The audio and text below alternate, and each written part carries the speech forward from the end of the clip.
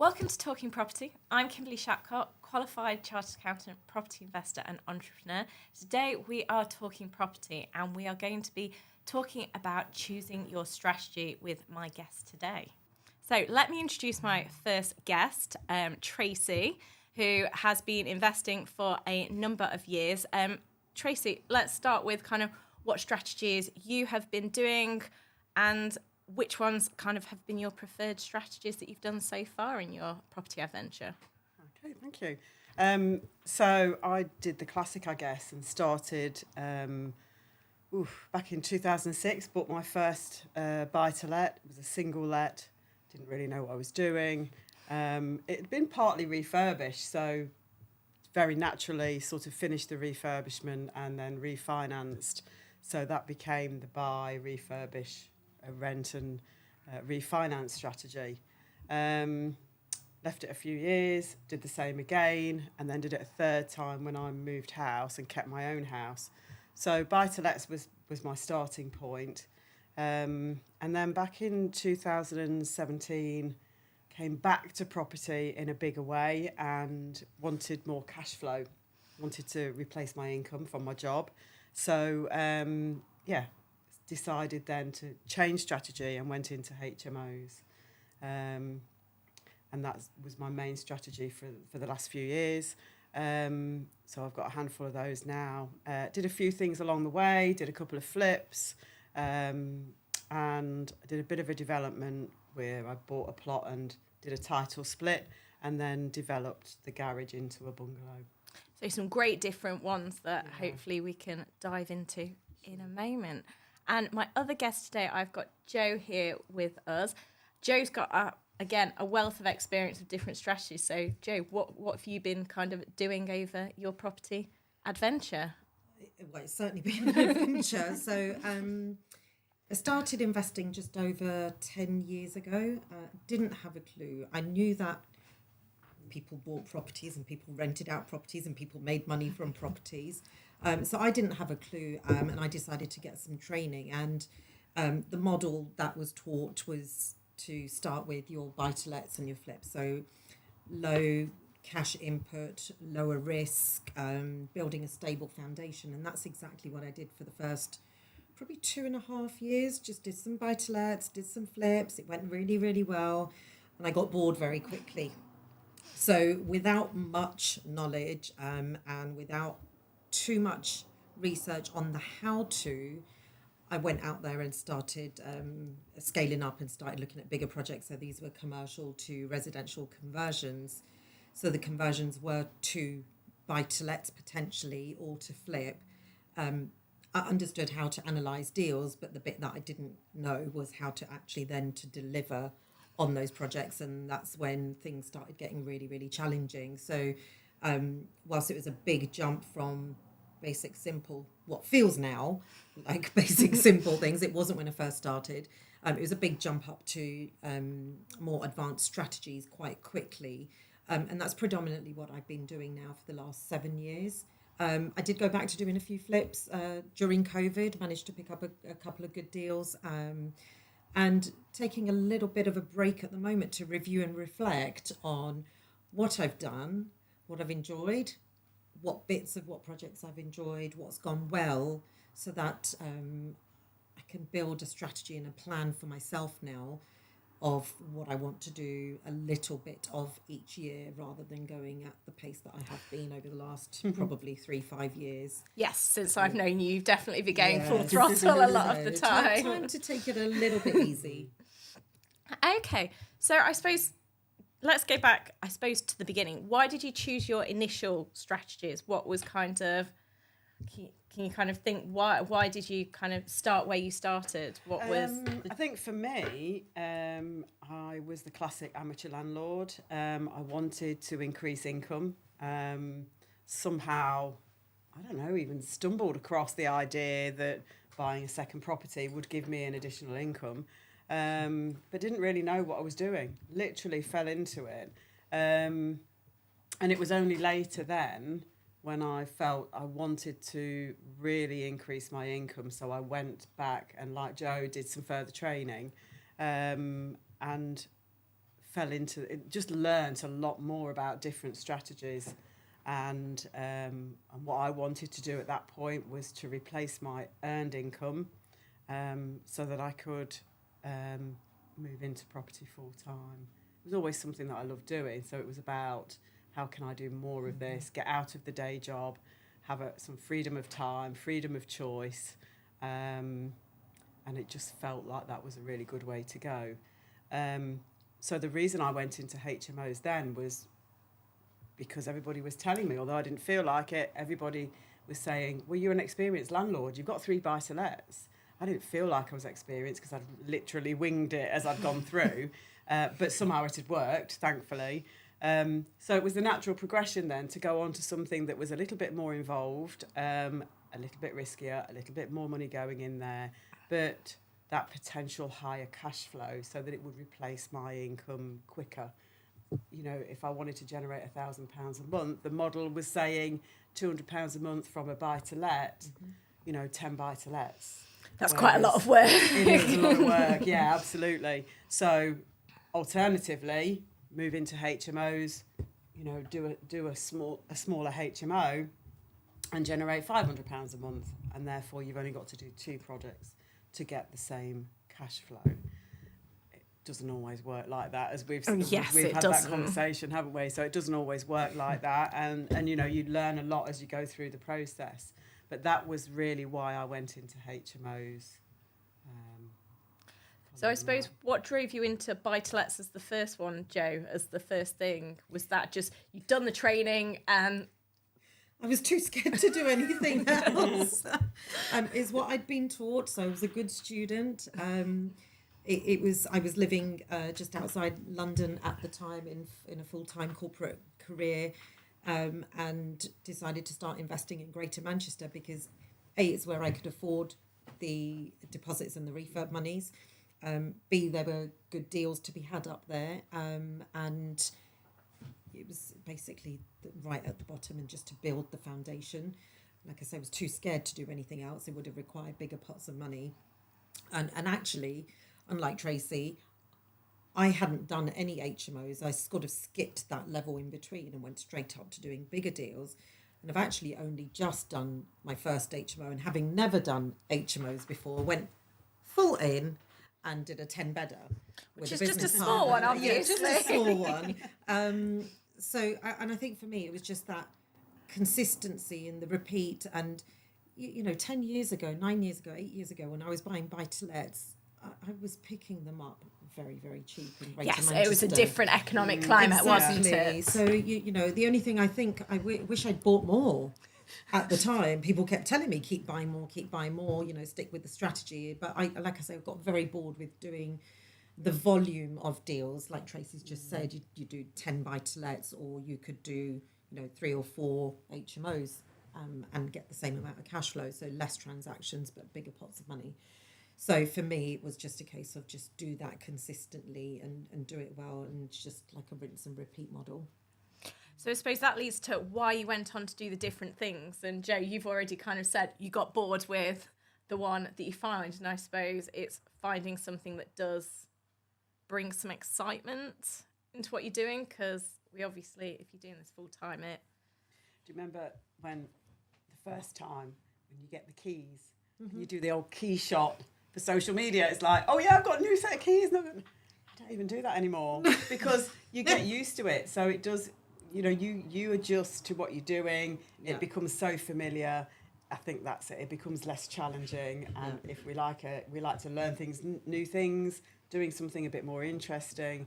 And I think it's a natural progression, really, to go on to something bigger and more challenging, hopefully more profitable. You did that very quickly, didn't you? Because you went from here right up there. Yeah. I've gone actually more of a classic route because I went from a buy-to-lets that I'd got. I did a 3-bed HMO. I did several 4-bed HMOs, and then I jumped to 6s. I haven't gone any bigger than a 6s. So I've gone, a very step-by-step basis. But I think for both of us, we've looked to just do something bigger and more interesting, more challenging. So why did you decide to jump from buy-to-lets all the way up to commercial conversions? Because that's quite a different different approach to take to these different I'd things? never been fascinated or interested by HMOs. I'd heard a lot of horror stories from HMO landlords about the multitude of tenants and the issues that they cause, and I'd just never been interested by them, so I skipped right past it. And I think maybe there was a little bit of I was seeing what other people were around me were doing in that commercial to residential conversion space.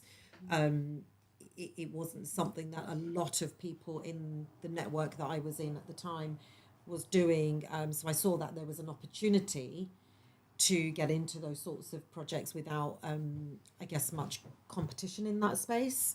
It certainly felt like that. I now know that that's not true. There's always Hindsight is a great thing. competition. There's always healthy competition, but there are plenty of opportunities out there. And I think it was just that I wanted to do something that was much more exciting. And learned the hard way that yes, whilst the projects were exciting, they are much harder. They take longer to come to fruition. So one of the key learnings was that to make sure that you have got that solid base and that foundation before you take the step up to doing larger projects, whether they're HMOs or whether they're the commercial to resi conversions or new builds. I did a bit of that as well in the first sort of 2 years after the buy-to-lets as well. So yeah, wasn't shy of a challenge, but learnt a lot. Do you think the risks that you were taking at that point were justified now as you look back? You kind of think it was the right thing to do, or do you think actually I probably ought to have been a bit? I don't regret anything that I've done. There have been challenges, but I think I probably the only thing that I would have changed or would suggest if anybody was thinking about doing that is to make sure that you've got the right team around you to deliver the projects, because there was nothing wrong with the deals. The numbers completely stacked up. The due diligence was great on the demand, either to rent them or to sell them. But it was the certain team members, and that could be builders or whether it could be architects, whoever it is, generally builders, by the way. If you don't have the right team around you, then it's very hard to deliver a project successfully. So I think I coach other property investors, whether they're starting out or they're scaling up, and if they bring something bigger to me, I don't say to them, hang on a minute, you're not ready for that.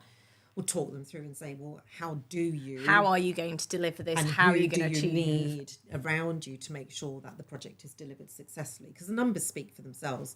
They either work or they don't they? It either said yes or no. Exactly. The spreadsheet gives you the answer if you've put in all the right numbers, and then it is about having the right people around you. So I think that's my biggest takeaway.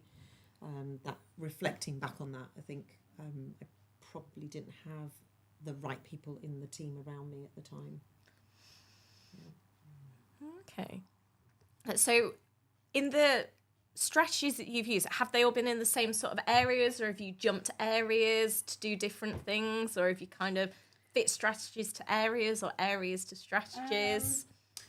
Well, mine have all been in the East Midlands. I've got buy-to-lets in Leicester. I've got buy-to-lets and HMOs in Derby and Burton. So I've stuck to the same area. And I think when I was first starting out and trying to find an investment area for HMOs, did a lot of travelling around, trying to work out. I think, and for me, and everybody's different on this, for me, I just wanted to be a little bit closer. So I'm about 45-minute drive from my investment area. So you can go and see them and stroke them and make sure they're still there. No, it's so I can go and manage the builders that aren't actually doing what they're supposed to be doing, as you've just said. So going to find deals, getting to really know your area. So in Burton, for example, HMOs can work on really well on one street, but on the street next to it, no, you wouldn't want to do a HMO there. Mm-hmm. So for me, just being that little bit closer meant that I could get to know the area really well. I'm closer to Leicester, but Leicester's more expensive. So there's fewer deals there that really work well. And it's Article 4. So limitations on certain things in areas. Developing HMOs without planning permission. So it just meant for me that I could go and manage the projects a bit easier, make sure it was progressing the way it should be, because there are, like you say, there are always, you think you found great builders, you think you found great team members, and actually then it doesn't always work out that way. So they do require a bit of managing. But getting to know the areas really well is important. And what I've found is that HMOs, whereas buy-to-lets, my view is that buy-to-lets can work pretty much anywhere now. The rental demand is so high. Yeah. It's just getting the right numbers on the value of the property, absolutely. isn't it? Because they will work, but sometimes you've got to leave So more money in than you want to. Yeah, so if the numbers work, then the area for them, I think they tend to work in most places.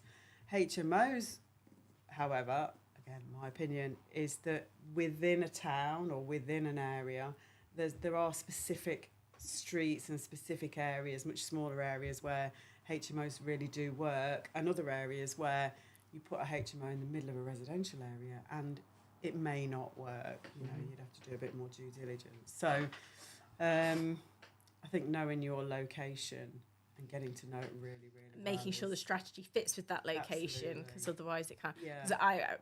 I've tended to do things more close to home. We have a young family, and on that basis, it was always very much about we don't want to have to be driving 2-3 hours to get there, because you can't do that with the baby at the time when we started.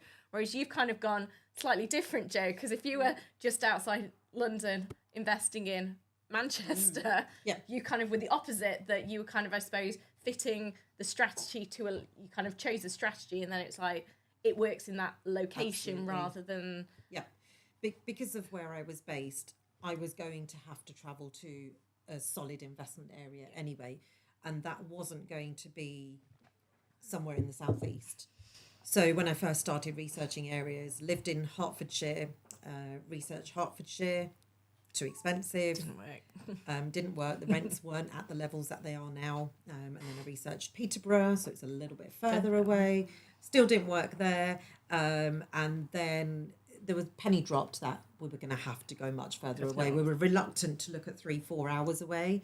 So the choice at that time was Greater Manchester or Sunderland. And on paper, both areas absolutely worked. And then it was a couple of visits to both those areas. And it really came down to a gut feel on the area. And the area that I ended up investing in for the buy-to-lets was Greater Manchester. And I think that was a decision that was born out of more detailed research about the regeneration and the development going on. So Manchester was already booming anyway. And then in Manchester has the M60 around it, and then you've got Greater Manchester just outside of that. And that was only going to have a ripple effect. And that's exactly what's happened. There was a lot of investment from the Far East and the Middle East going into Manchester city centre as well. So that's a positive impact. And I couldn't see that was going to happen. That wouldn't be the case in Sunderland. So Greater Manchester was, and it was also 2 hours closer. I was going to say it was probably on the train a bit quicker as well, or driving. So, and then once I decided on Greater Manchester, it was like, okay, there's dozens of postcodes. It's a big city. Towns and cities in Greater Manchester. So where do I start there? So ended up with Oldham and Rochdale. So Tracy's in the East Midlands. I'm in the Northwest, but East Midlands is just as big as the Northwest. So you got to then narrow it down, and stuck with Oldham and Rochdale, and that's where the most of the buy-to-let portfolio is. But I also moved up there. Interesting, which is different to what some people would want to do. So I didn't need to be in the southeast anymore when I left my job a couple of years in after investing. So I made a decision to go and be closer to the investment area. I don't have children, didn't have a job that I was needed to be in the vicinity for. So it was very much can move up to the investment area and scale up and do more. And that's exactly what happened. So moved up to Warrington. Lived up there for a couple of years and did a couple more projects up there. This is when the larger projects started happening, so it was closer to the investment area. Which I'm guessing made it a bit easier because you were a bit more local to what was happening. Exactly. And then in the last 4 or 5 years, I would say, My investments have now started to be scattered a little bit around the country. So I've got stuff in the Midlands, East Midlands, and up in South Yorkshire as well. Because they've all been larger projects, when the opportunities have landed in my inbox or somebody sent something to me or had a phone call from a sourcing agent, it's been very much about doing the analysis on that particular deal. Because the rental market is booming, it's very quick now to do the numbers on a deal because you have quite a good idea on what the development costs are going to be, and you have a pretty good idea as to what the cash flow is going to be. Obviously, the other variable that we've had over the last 3-4 years is the changes in interest rates, but the rents have still managed to increase alongside that. So the deals are very quick to analyse for me now. So it doesn't matter. The experience over that time. So it doesn't matter for me what location they're in. I still won't do anything in the southeast. I don't need to. The opportunities, as far as I'm concerned, are the Midlands upwards. You can still pick up properties at pretty good prices, and the rentals are just absolutely brilliant. So, yeah, I'm scattered around the country now. Which is really interesting, saying that we're kind of completely different approaches there.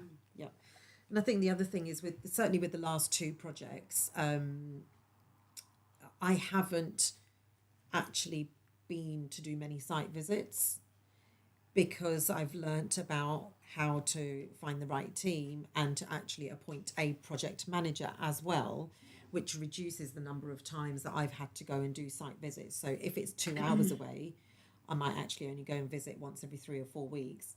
Whereas if it was half an hour away, I'd probably drop in once a week, maybe once a fortnight. So I think that's a difference as well, as using the right teams for the right projects in the right locations. So what's the most recent strategy you've been working on, and why did you decide to kind of go into that one? Because I think yours is probably the title split and the bungalow development. Yes, it was the title split. And I think, and I've pivoted completely now. So the 2 deals that I've got in the pipeline. So I'm moving more over to a capital strategy now, because HMOs generally, the way they work, you end up leaving money in the deal. So when you refinance, you pull some of your money out that you've put in, but that you leave a little bit in the deals. So for me, I've decided to pivot now over to more capital strategies. So although the title split was a couple of years ago now, it was a development. It was to develop the garage into a bungalow, made a lot of equity with that, and wanted to generate pots of money to then go forward. I've got a lot of private investment, and I'm moving more towards paying some of that down, I guess.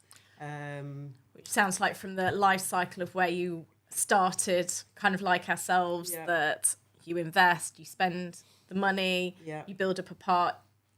Now you're at that point of actually I need the capital, not just the cash flow side absolutely. of things. So it was all about cash flow for me.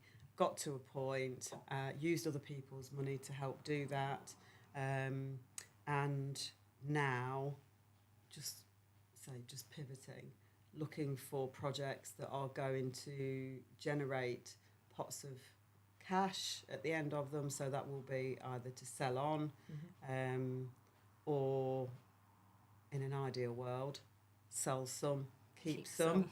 So you then have something that is adding to your portfolio of cash flowing assets, but you're actually generating pots of cash as well.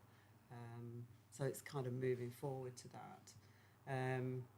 So at the moment, that's what the title split was for me. Although I kept the original bungalow, still got that. That's the buy-to-let, so that's income producing, and trying to sell the bungalow. So if anybody wants a nice little bungalow in the East Midlands, let me know.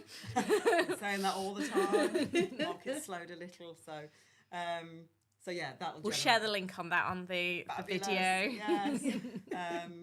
So yeah, that was a capital project. I'm hoping in the next 2 weeks, these 2 projects in the pipeline have been dragging on and on and on, but hopefully by the end of February, we'll complete on the purchase of another bungalow to flip. And we had a really great survey with that that actually undervalued it massively. So that's given me an opportunity to go back and renegotiate. So we've got that for a good price. And then the other one that's been going on for nearly 8 months now, trying to get over the line, is a mixed use. But the plan with that one is to gain planning permission to convert to resi. So there's a flat already upstairs. So we'll refurbish that and rent that out. That's phase one. And then try and get planning permission for the downstairs and the plot of land at the side. And then I've got an opportunity then to either sell with planning gain, so with the value that I've added there, or develop it out.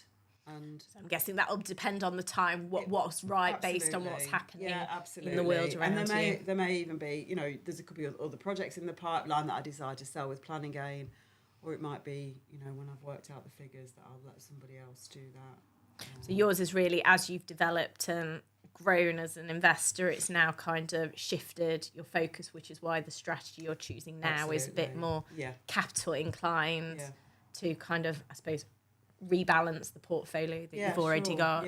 Yeah. Because, the investors, having private investment has been amazing. It's been great, but they're getting a great return from it. That and the now cash you flow, want to be seeing that yourself goes, as well. Goes to them. So they're doing really well. They're sitting really happily, but the cash flow's going towards them. So for me, I've always got those assets there, but for me to get that cash flow, it's about generating pots to, pay some of that investment down, freeing up the cash flow for me. So that's kind of the plan going forward. So I think it is really important. I didn't think, when I first started in HMOs, I knew my strategy was cash flow. I knew I wanted to replace my income and increase my income. Hadn't really thought, I did a couple of flips because I knew that I was leaving money in the deals, but I hadn't really thought too much about what would happen in the future. Now I've got here, it's very much a strategic decision to say, where do I now want to be in 5 years' time? And actually, how am I going to get there?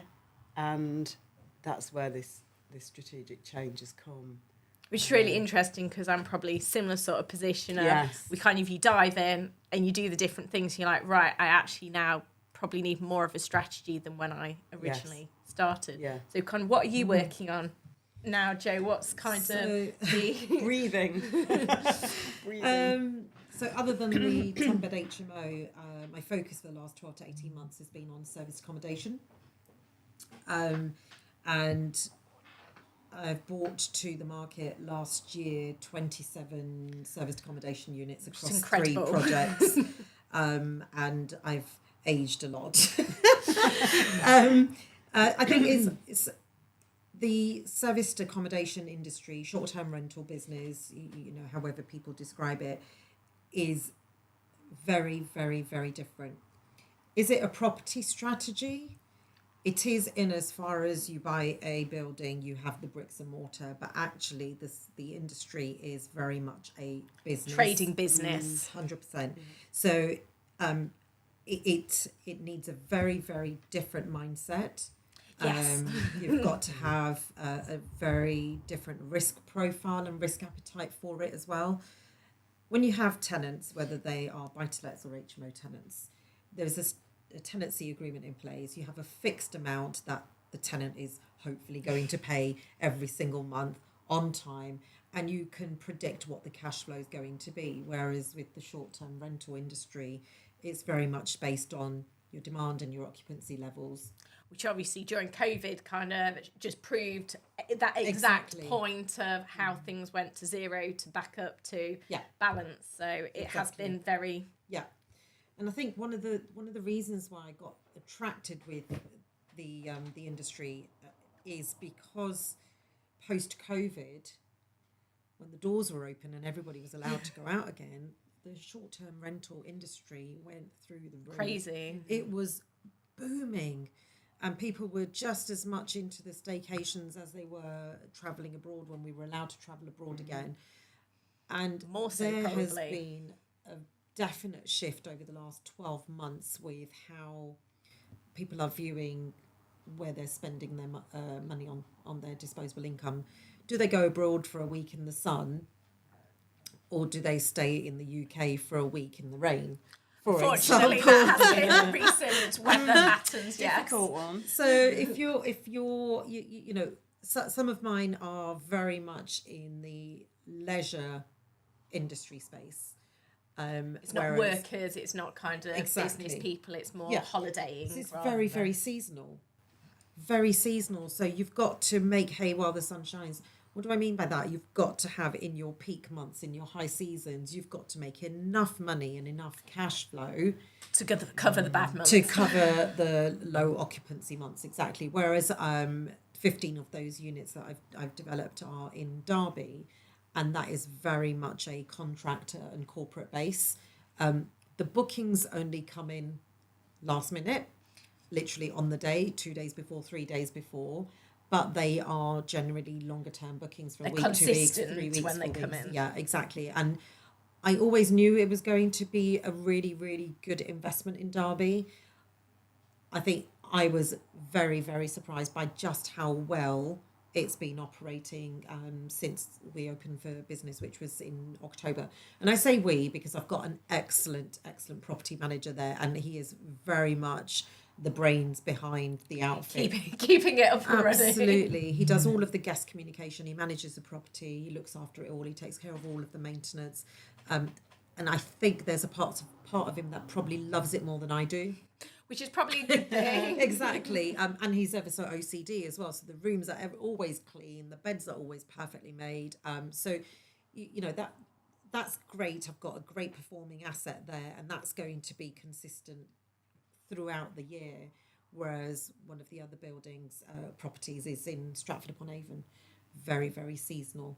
So it's you've got to really have a solid mindset to be able to manage the low seasons and the low occupancy periods, and know that actually the income is going to come.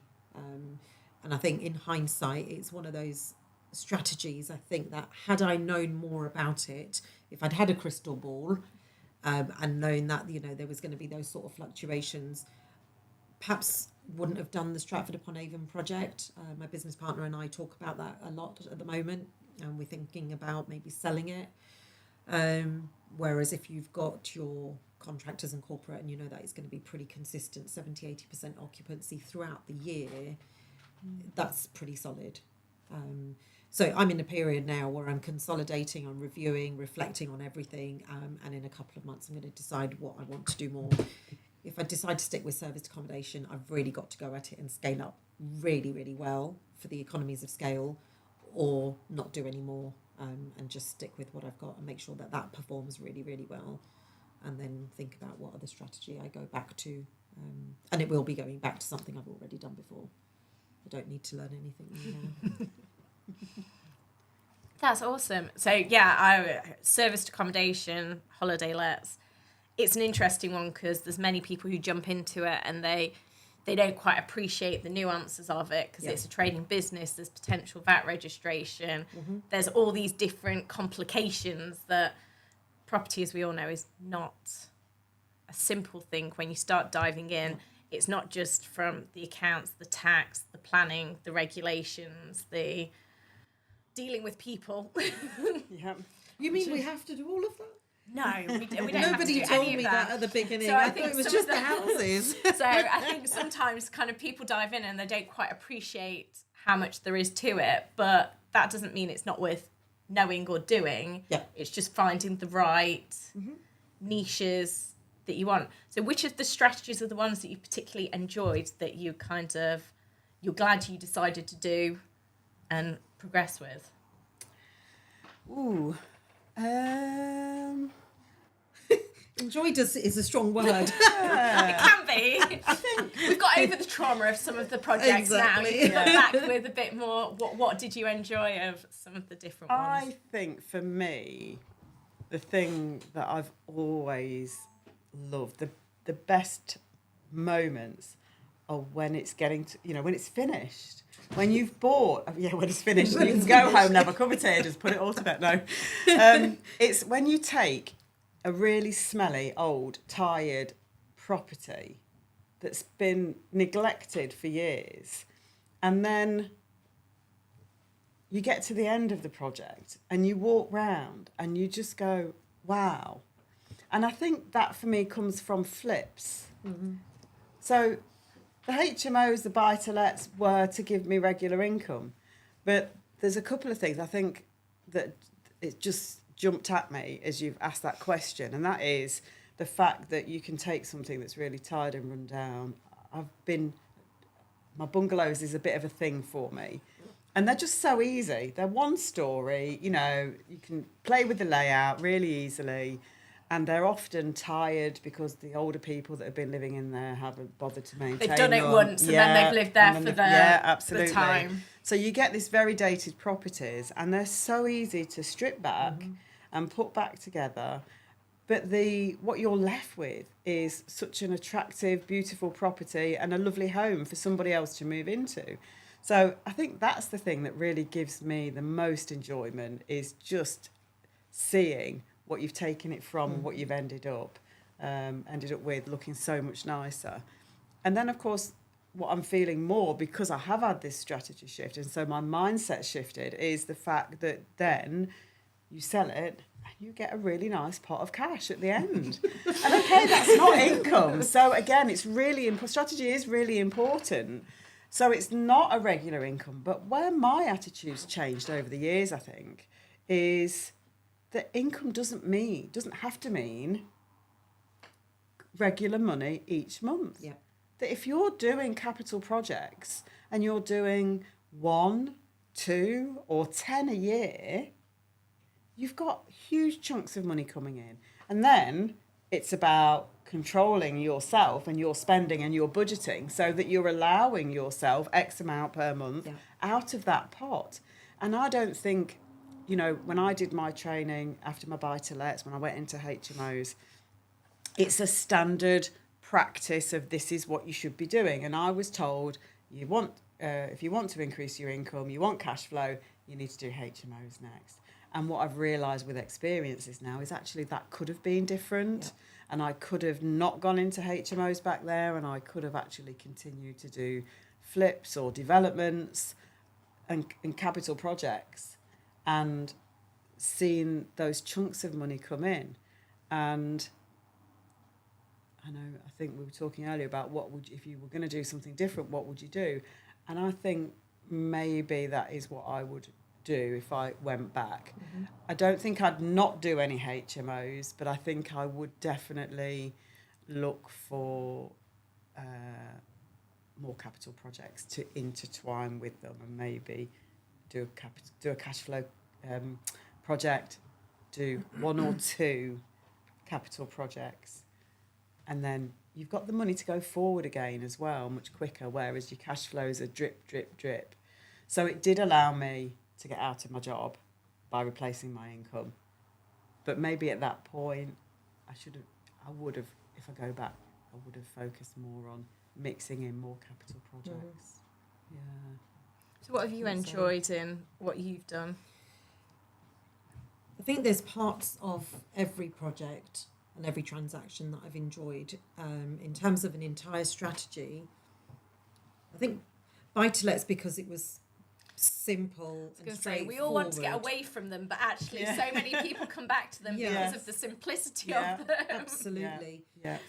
Just echoing what Tracy was saying as well about doing the capital projects, and actually the brain had been trained in those early years with the training that you did the flips as a capital strategy to make up for any money that was being left in the income strategies, as opposed to looking at it as a pot of cash that you left in the bank and that you drew down from that as your income, as opposed to always having the income from the cash flowing strategy. So I think I'd echo that and say probably would have done a bit more of that. I'm still always fascinated with doing the commercial to residential conversions and the nicer buildings where you can retain some of the original features. As much as my interest is always piqued by new build, they're quite boring. you know, they are regular They're a square box. boxes, whereas the older buildings which you're converting, like I say, you can keep some of those original features. Some of them, you know, you've just got to look at some of the beautiful buildings in Derby with its rich history of industry, and the massive big sweeping staircases and high ceilings and intricate covings, and that you can actually retain those in conversions, whether they're to sell or to keep as rental properties. So I love that part of it. And much like Tracy, seeing the end product, especially with the serviced accommodation industry, because every single one of the projects that I've done in the serviced accommodation space, all three of them are for different sort of target guest type. And the refurb, whilst some of the colours are a little bit similar, they're on trend with what's fashionable at the moment, but they're all done slightly differently. And seeing, they're not my designs. I think if I had it my way, I'd have a bit of you know, a bit of Art Deco in there, as well as something really modern and clean. And yeah, so I'd have a mishmash. Have necessarily gone together. It would not have looked anything like it does. But seeing the interior designer's vision actually come to life, and then getting the amazing feedback from the guests that they loved their stay, they loved the decor, they loved the look and feel of it, they had a really nice stay, they had a really good sleep. And so I think that's really nice, especially in the serviced accommodation space, is that getting that feedback and knowing that, yeah, you've done a really, really good job. I think what I've actually enjoyed the most, the project that I enjoyed the most, was the hardest project I did. It took 4.5 years to deliver. It was riddled with challenges from day one, with planning, neighbour objections, aggressive bullying behaviour from neighbours, issues with builders, issues with trees, issues with bats. Anything and everything. It just had it all. So the project took 4.5 years to actually come out of, and it was an incredibly challenging project for something that should have made hundreds of thousands of pounds of profit. Didn't make anything, actually lost some money on it. But from a learning experience. Learning experience was absolutely. But what the real feel-good factor about that project is the strategy had to change. Interesting. Halfway through the project. So it was still a conversion and 2 new houses being built on the land, rather than those properties being made available for residential homeowner occupiers to sell on the open market. We actually started exploring a strategy to work with a local charity to house vulnerable tenants. And that's actually what ended up happening. So there were 7 flats and 2 houses, and the charity was able to house 13 vulnerable adults in this beautiful property that were living in horrible, really kind of pokey rooms, not even flats or studios, but rooms. And in the last 6 months of that project, they were coming to view, and they would come, the proposed tenants and their social workers would come to view the properties, and they would be running around the building, looking at their flat that they were going to be living in, getting really, really excited. And it was in those moments that I realised that actually, yes, I went through all of this challenges and difficulties on the project, but it made a real difference. To make that real difference, and to not make any money, but changing those 13 tenants' lives. Some of those tenants who were a bit older will live there for the rest of their lives. And to know that I've provided that was a real, real feel-good factor. And I think, I'm pretty sure I know what I'm going to be doing going forward. I want to do more stuff in that space. Smaller developments, maybe 4 to 6 flats, maximum 8 flats, but working with charities and providers to provide housing for more vulnerable sectors in society, because they're just overlooked. Which that was kind of my next question of where do you see the future of what you're doing? So it sounds like you're starting to see a bit more of a vision of what it is next. So those few projects you do a year, you might do one yes simple buy-to-let or something, but it sounds like the development sector is where you're heading for. The smaller developments, and maybe not 5 at a time like last year. But it sounds like it's more kind of coming from the heart rather than the head moving forward for you. Yes. Kind of your strategy has come from what is tied with your Values. That's probably the word I'm trying to. It's coming from that place rather than I need to look after myself. I need to get cash flow or whatever else. It's very much developed to your values now. The properties will still, I'll still be adding to my portfolio. I will still be increasing my cash flow. But the reality is that I don't need to do massive big projects which are going to realise me tons of cash flow. So, working with more vulnerable sectors and charities which may not have as big a pot of cash, it's fine. And somewhere in my vision is a conversation to have with my team about how I can develop some of these projects with a vision to perhaps leave those in my will to those very vulnerable people and their families, etc., etc. I don't have children, so I'm not trying to create a legacy for my nieces and nephews will inherit. They're probably watching and they're listening and they're sitting there going, yes, Auntie Jo. They're going to inherit whatever is left. That's a given. But I don't need any more. So it would be nice to be able to do something, and that maybe that becomes the legacy, is that it's something that's still going to be there after I'm gone, and that those vulnerable sectors in society can still keep on benefiting from it. So it's something to talk to the tax advisors about. Tax advisors, solicitors and different ones on to how get best to do that. So I think that's part of the bigger, longer term vision, but I'm still trying to map that out. That's amazing. So Tracy, where's kind of your kind of next step? We've kind of talked, you're thinking capital kind of directions.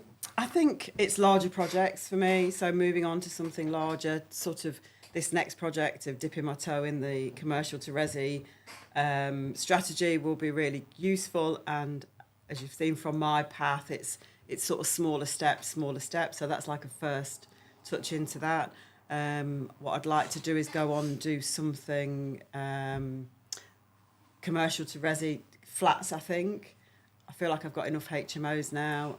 They have worked really well. The demand's been really good. So I feel like I've got that right. That's great. Minimal voids in the areas that I'm investing in. You've got your HMOs in Burton, which has just gone Article 4 as well. Yes.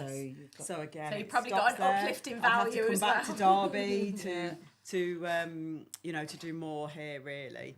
But I think I see the simplicity and the ease of buy-to-lets, but they're small, the cash flow's small. So I think my thinking at the moment is to move into creating blocks of flats. Which then gives you several buy-to-lets or things to sell, which kind of gives you capital as well as cash flow option as well. Yeah.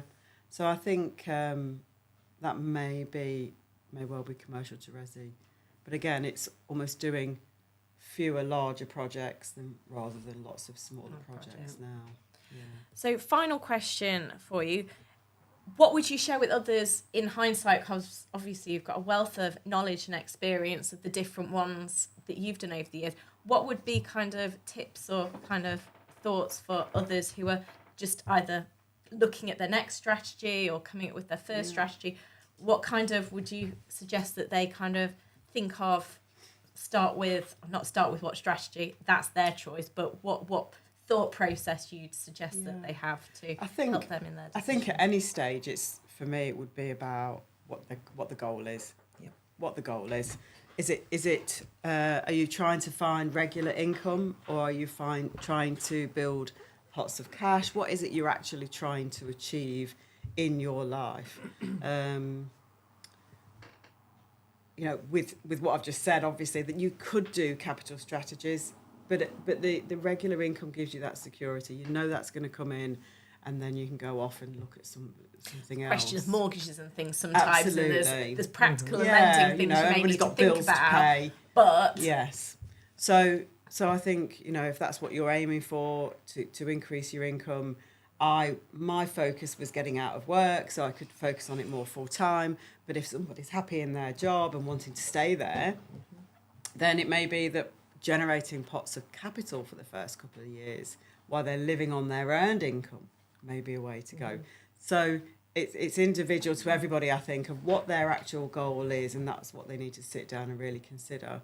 And I think also, I was head down running forward with the HMO strategy and didn't really stop for about 4 years to think, is this actually working? Is this actually doing what I want it to do? It was literally like you. I was doing 4 or 5 projects a year, looking for the next project. When as soon as one was coming, you were filling the pipeline all the time. And it is actually only in the last year, I would say, that I've stopped to breathe, just like Jo said. She needs to do that. Breathe, review, look at where I'm at with the business, and actually work out, where do I need to go now? So I think that would be a tip for me, is to say, really do review it at least every 2 years, if not annually, to say, is the strategy is still it the right relevant? Direction for me? Is it the right? What's the state of my property business? Is it doing what I intended it to do? Or do I need to adjust things? I think I left mine a little bit too long, after 4 or 5 years, to stop and review. So again, if I could go back, I'd probably look at the bigger picture a little earlier. Yeah. And learn. The other thing is, and this is not to do with strategy, learn how to run a business. Absolutely. I didn't know how to run a business. I'm not sure I know now. I don't know if but I know people a lot. know how to run a business, but that's what is definitely a big learning curve for a lot of people when they go into it. We did lots and lots of property training, learn all about the different strategies and what they were for and what they could generate and what the regulations were, and building your power team and all that, but really no idea how to run a business. And so that, I wish I'd have had more actual business skills in the earlier years. You do learn as you go along. You learn a lot, don't you? But I think there's maybe some of those skills would have been really useful earlier on. But strategy-wise, definitely, I think for me, focus on what your goals are, and then just make sure you review that on a regular basis to see if your goals are still the same and your strategies still taking you towards them. Yeah. So what would you add from your point of view, kind of? So, because I'm working with coaching clients, when they first come to me, first of all, they're like, I need a coach. Well, why do you need a coach? And that's the first question. Okay, great. So you want to scale up, or you want to get started in property, you want to learn how to do it. And I'll very quickly explain that actually it's not my job to teach them the theory of the property. There's a lot of information out there, your YouTube channel being one of them, but lots of networks and training companies and what have you, webinars, books, etc. that you can learn. Networking events like East Midlands Property There's a lot Network of information out there already in terms of the theory. Now, you're nothing's going to be better than actually boots on the ground and getting the experience, but actually it's very much a case of, what are your goals? And I will try and work with my coaching clients to bring them right out of the weeds and not to be thinking about, well, I just want to make money, because actually it's bigger than that. So this becomes a holistic view of what does life actually look like. Now, a lot of people can't visualise 10, 5 20 or years. 10 or 20 years ahead. So it's like, okay, so what is the first goal, which is the next goal? Is it getting out of the job? As for some people, it's not. Is it to replace one salary if there's 2 partners? Is it to pay for the holidays? Is it to pay for the holidays? So understanding, really sort of scratching beneath the surface to understand why property and what is the first goal, and financially, what is that? So it might be holidays. Okay, so let's drill down into what type of holidays. Where are you going to go? Is it the £2,000 holiday? Is it the £10,000 holiday? Exactly. How much is the... And do you want one of those a year? And how much is that going to cost? Therefore, how much income do you need? Or is it a capital strategy to create that pot of cash? So it's very much understanding from the coaching clients actually what is it that they want to do, and then helping them to understand Well, it might be a buy-to-let strategy, it might be an HMO strategy, it might be flips. And generally, if somebody's just starting out, it's going to be one of those three strategies. So lower risk, lower capital input, but making sure that they're picking the right strategy for them. If somebody said they wanted to go straight in with a larger project, I would say, okay, that's absolutely fine. We can do that as long as they understand what's involved and they actually get on board with getting the training, the learning, getting the team in place, etc., etc. So I think, it's such a personal thing. It is, isn't it? In terms of, where people start. I think if you've already done some stuff, then you're scaling up. It's more about what gets you excited. Yes. Whereas when you're starting out, it's very much about the goals. And I've always said to every single one of them as well, and it's something that I hadn't done, but a review of the portfolio, not just a review of whether the strategy you're currently working on is something that's right and it's working, but actually doing a review of the portfolio maybe every 5 years, look at what's performing well, what isn't performing well. Do you actually need to sell something, or do you want to keep it? If something's had massive capital appreciation in an investment area, or one of your buy-to-lets has gone up in value considerably more because it just happens to be on the best street in that town, well, do you actually consider selling it? Because you could take that equity and go and put it into something else that's going to cash flow maybe twice as much. So it's doing a review for for people who are maybe in their 50s or their 60s. They might be thinking about, right, I need to start thinking about paying down some of the debt. So do you start disposing of some to clear the debt on some of the others? It doesn't affect the overall cash flow, but you start reducing the debt. So I think it's very much that's exactly what I've done. Or is it you're just starting out? Is it about leaving the job? Is it about a lifestyle? I think it's very different for anybody who's just starting out. What really scratching beneath the surface and helping them to visualize what's the goal, which strategy is going to help you achieve that, rather than just dive into a strategy to find it's not the right thing that we should be doing buy-to-lets, but actually is that only right if for that's you going to take you towards your goal. And systemizing everything, you again, to echo what Tracy said, running a business, having systems and processes in place, understanding that there are you've got legal processes, you've got lending, you've got accounting, you have systems for recording, certification that comes around, insurance and renewals and all of those things you have to do. Things like that are so easy to get lost, and it almost feels like when you're starting out and you've got one or two properties, that it's okay. Seems You've only got overkill. one. When the gas certificate's due. It doesn't matter. It is there. But very quickly, as you scale up and you get more and more properties, You're trying to remember, is it this month that I've got? You're to running do at that 100 one? mile an hour, but then you've got no systems to back you up. So then you're trying to get systems in place. So it's good to think about that early on. Right. And the system might be a VA who does it all for you, and if your business can afford to do that, then then that's exactly the right thing. Because I think most of us will have got into property because we didn't want to create another job for ourselves. So it's thinking about who do you need. How can you use technology or other people to help support in that process? Yeah. Well, that I think is fabulous. So I'm going to say thank you for joining us today. For anyone out there, thank you to Joe and Tracy for joining me today to have a chat about choosing strategies. Check out the channel for other videos about property, tax and accountancy. We'll put a few links for the bungalow that is up for sale at the moment. I will also put some links for East Midlands Property Network, who my guest today host each month at Junction 24 of the M1 at the Hilton Hotel. So it'd be great if you could come and join us at the event each month. The next one is actually next Wednesday. Next Wednesday is the next one. So that is the 21st of February at 6:30. So please do come and join us at that. Perfect. So hopefully you've found some useful insights in what we've been discussing today. And check out the next Talking Property in the next couple of months.